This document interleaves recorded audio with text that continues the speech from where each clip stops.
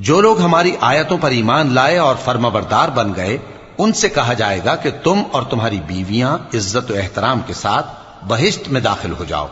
उन पर सोने की तश्तरियों और प्यालों का दौर चलेगा और वहां जो जी चाहे और जो आंखों को अच्छा लगे मौजूद होगा। और ऐ अहले जन्नत, तुम इसमें हमेशा रहोगे। और ये जन्नत जिसके तुम मालिक बना दिए गए हो, तुम्हारे आमाल का सिला है। यहां तुम्हारे लिए बहुत से मेवे हैं जिनको तुम खाओगे, और गुनाहगार यानी कुफ्फार हमेशा दोजख के अजाब में रहेंगे, जो उनसे हल्का न किया जाएगा और वो उसमें नाउम्मीद होकर पड़े रहेंगे। और हमने उन पर जुल्म नहीं किया, बल्कि वही अपने आप पर जुल्म करते थे।